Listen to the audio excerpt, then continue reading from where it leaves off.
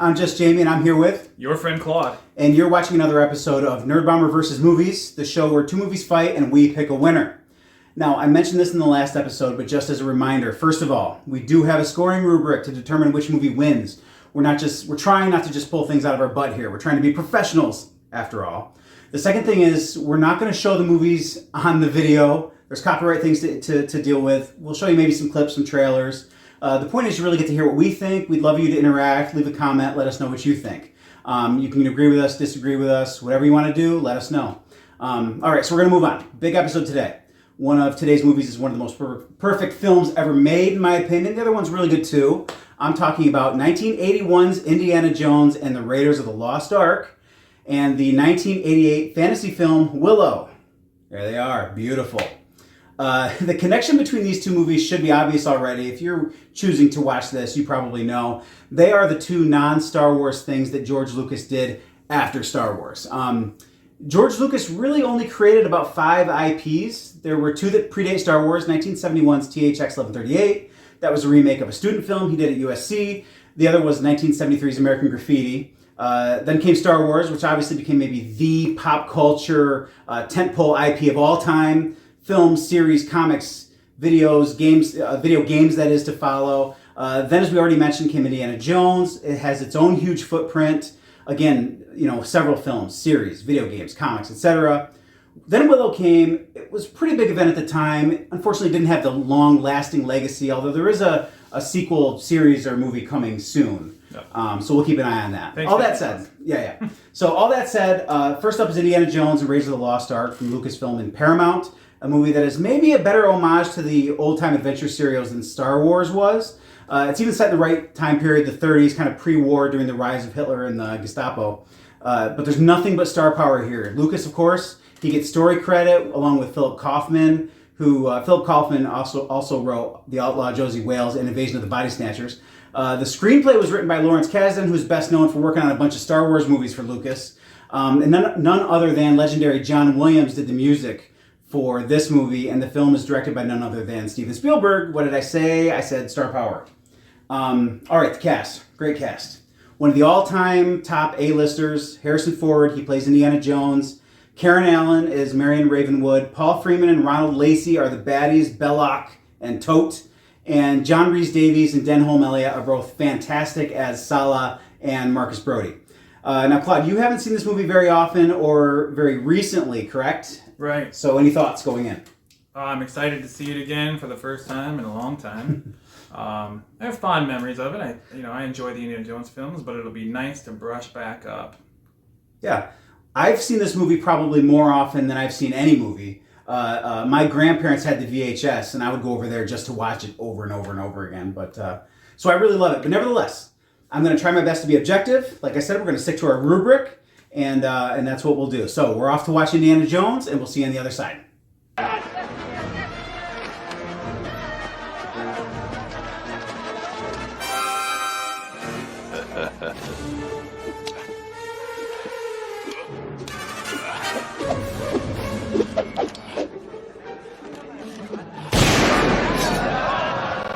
Whew! And we're back from Raiders of the Lost Ark. We've caught our breath.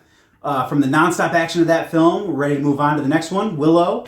As I said earlier, Willow came out in 1988. It was produced and distributed by Lucasfilm and MGM. And again, it was George Lucas's next creation after Indy. Once again, Lucas gets creator and story credit here. The screenplay was written by Bob Dolman, who's actually most well known for WKRP in Cincinnati. Lucas didn't go easy on the star power with Willow either, because the music is by another legendary Hollywood composer, James Horner, that is, and the movie is directed by Opie Taylor himself, Ron Howard, who, of course, he's become more known as a big-time director, Cocoon, Splash, Apollo 13, the Jim Carrey Grinch movie, the list goes on. Oh, yeah. All right, so the cast for this one, another great cast here. First up, Warwick Davis in the title role. He's had quite a career. He has appeared in multiple Star Wars movies, multiple Leprechaun movies, multiple Harry Potter movies, many other movies. There's a lot of box office profit in Warwick Davis's filmography. Next up is Val Kilmer as Mad Martigan, maybe my favorite part of his. He had a great long career, of course, still acting actually despite some limitations due to illness. He was in The Heat, The Saint, fantastic as Doc Hollywood in Tombstone, many others. Rounding out the cast, is Joanne Whaley as Sorsha, Jean Marsh as the evil Queen Bavmorda, and Patricia Hayes as the good sorceress Finn Rizal. The fun doesn't stop there, though. There are a lot of other important characters here, including Gavin O'Hurley. He's Eric. Pat Roach is General Kale. You can find him in a lot of Indiana Jones movies as well. Keep an eye out for Kevin Pollak, Billy Barty, Tony Cox, a lot of others. It's obvious watching this movie the influence that J.R.R. Tolkien had on it. Lucas actually wanted to do a Lord of the Rings adaptation. Couldn't make it happen, so he said what he often says, and that was fine, I'll make my own, and Willow is the result of that. The parallels are clear here. Nelwyns are hobbits. Mad Martigan is a mix of Aragorn and Boromir. Bavmorda is Saruman. There isn't really a Sauron figure. Finn Rizal is Gandalf. Sherlindria is Galadriel. The baby Elora Danan is the One Ring. That's not quite as parallel, but the similarities are there. Despite all that, though, Willow stands on its own. It's fun, adventurous, it's funny, has a vibe all its own, not too serious or dour in its fantasy. Once again, I've seen this movie many, many times. I enjoyed it a lot. I actually had the picture book, and I studied the film stills that served as the illustrations for that book for years. Claude, Willow.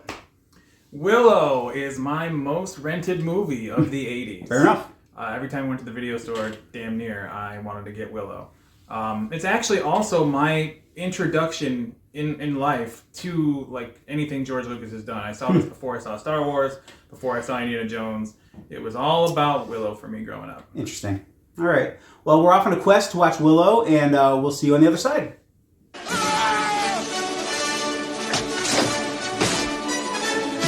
The next great adventure. You are great. Willow. All right, that was Willow. Fun episode. Let's talk about these movies. Both great movies. First up, Indiana Jones, Raiders of the Lost Ark. Claude, your scores. Well, here they are. Very clear for everybody to see that I chose to give the visuals of Raiders of the Lost Ark a solid 8. We have spoken in the past about visuals of movies and effects not necessarily aging well, and though this is from 1981, they actually hold up fairly well still. Even some of the the stop motion or the physical effects work that doesn't tend to in other movies really does here, I think. Sometimes those old effects have their charm. They have their charm, I should Right. say. I like to look at those old optical effects. Agreed. And as far as the performances go, I think, it's like a lot of movies. This has a lot of people filling parts that just kind of need to be there. But it also has a very solid cast, really giving it some energy. I give it a solid 7. I think there's a range among that cast.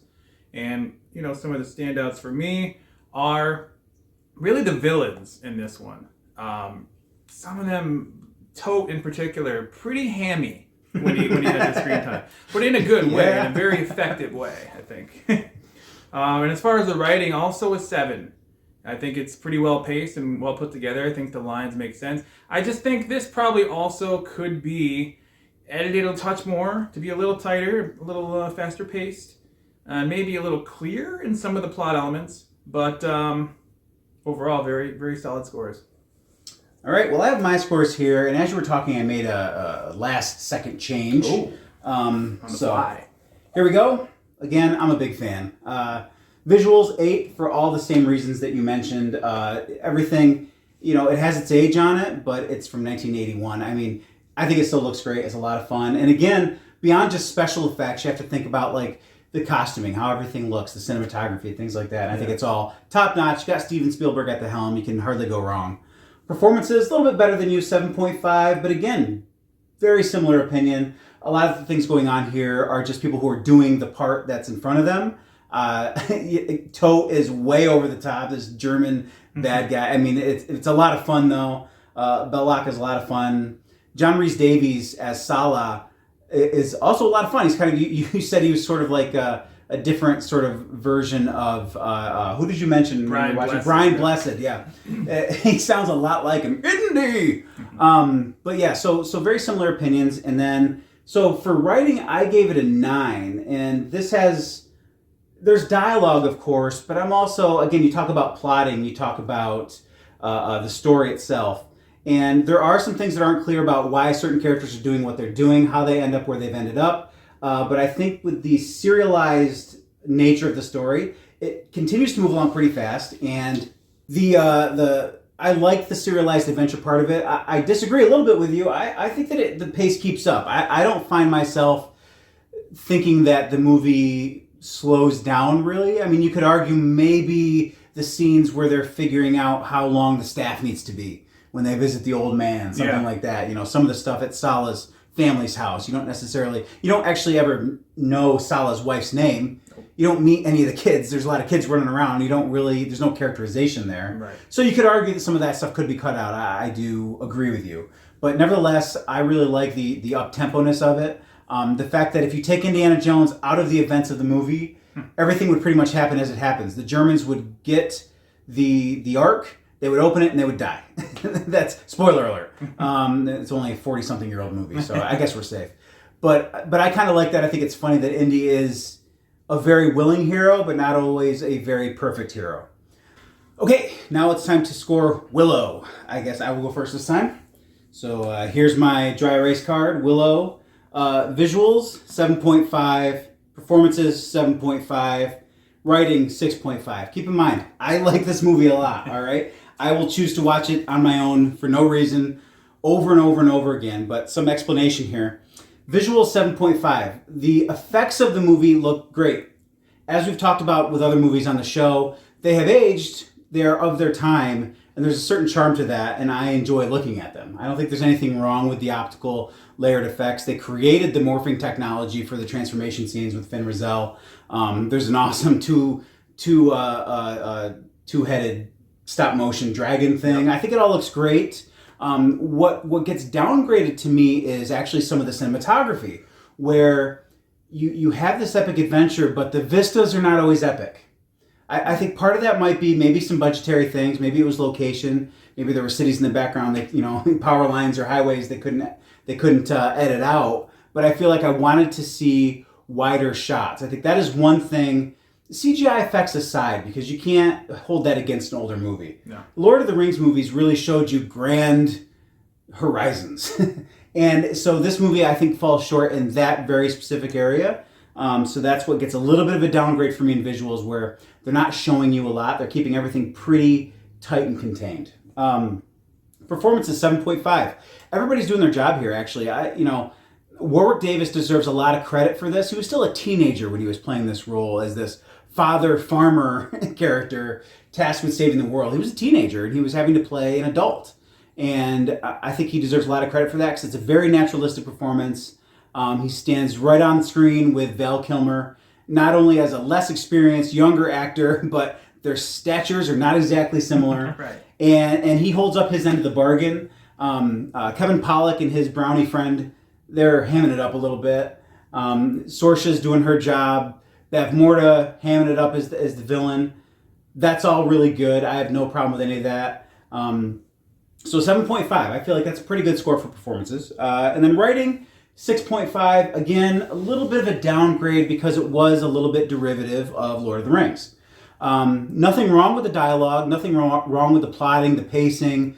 The movie moves along pretty quick, gets where it needs to go. And again, this is a movie where I'm not noticing big lulls in the action or anything, but it just gets a little bit of a downgrade for being derivative of things that came before it. Again, I like this movie. I hope I don't sound like I'm being hard on it, because again, I will choose to watch Willow again and again and again, and I don't need a reason. So those are my scores. All right, well, not too far off from me. I scored a little higher across the board because, as expected, I have a bit more fondness, but also I have reasons. Visuals, 8.5. Woo. Performance is 8, and writing 7. With the visuals, 8.5 because of some of the things that you mentioned. The fact that it is the first Hollywood movie to use the computer animated morphing that you see later on so effectively in things like Terminator 2 Judgment Day. For it being kind of developed as they were going, it's very well done. And it's very memorable every time. Also, they balance just about every type of visual effect available to them at the time, technologically speaking. Like you said, stop motion, optical effects, in-camera work, matte paintings, and of course the newly developed morphing technology. Like, everything is there. And for something that is spinning that many visual plates, it could have gone horribly wrong, and I don't think it did. Performances are an 8 for me because the characters are so well defined and so memorable. There's not a lot of real, like, legendary moments from them necessarily, but there are a few standouts. Jean Marsh as Bad Morta is just chewing the scenery anytime she's on screen. And I mean, that's always worked for me. Mad Martigan as a character is somebody that kind of created the template for me as looking up to this, like, long-haired, sword-swinging hero. A lot of people started with Conan. Mine was Mad Martigan. In fact, I learned the word renegade because of him. Like you said, Warwick Davis does an amazing job as Willow. And for, that it was certainly his first lead role. And he handles it very well. And he's not hidden behind pounds of special effects makeup because he's done a lot of that kind of acting, and he's great, but I think that it's overlooked that he did this. It's just him being him and doing the work, and it's pretty impressive. It's good work by Davis. Yeah, absolutely. And for me, the writing, I put it at 7. The areas that you mentioned as cons, I agree with, but overall, I feel like it tells the story really effectively for kind of the limitations it had. Pacing is good, and honestly, I give it a little bit higher of a score because there's so many memorable quotes and, like, terms. Out of the way, Peck. Exactly. Pack, Daikini, the scene where Mad Martigan professes his love to Sorsha, that whole confession is burned in my brain. Follow the bones. The bones tell me nothing. Exactly. On and on and on. So yeah, it gets a 7 for me. And there we are. All right, so those are the scores. We have scored Willow. We have scored Raiders of the Lost Ark. We are going to leave. We're going to tabulate. We're going to get our final scores. We're going to come back and show you the results. All right, final scores have been tabulated for Indiana Jones and the Raiders of the Lost Ark versus Willow. And I have the big board right here. Let's take a look. There you have it. Indiana Jones, 7.76. Willow, 7.49. Indiana Jones comes out ahead in a close one. Any thoughts on that? That's closer than I think anybody watching this would have expected. It even surprised me, given how much I like Willow. Yeah. I mean, again, both big recommends from both of us, I think. Great movies. See them, watch them. Indiana Jones just has a special place in my heart. Really, both of these movies do. But Indiana Jones just goes back a little bit deeper for me. That's all. Just a little bit. So, I guess that's it for this episode of Nerd Bomber vs. Movies. We are obviously here on YouTube. You've already found us. If you want to listen to our podcast, the Nerd Bomber Podcast, that can be found on Instagram at NerdBomberPod. And from there, you can find our individual pages and all the stuff we put out into the Nerdverse. For your friend Claude, I've been Just Jamie, and until the next battle, aloha. Please deposit litter in trash receptacles as you exit the auditorium. The perfect gift for any occasion, gift certificates are available at the box office.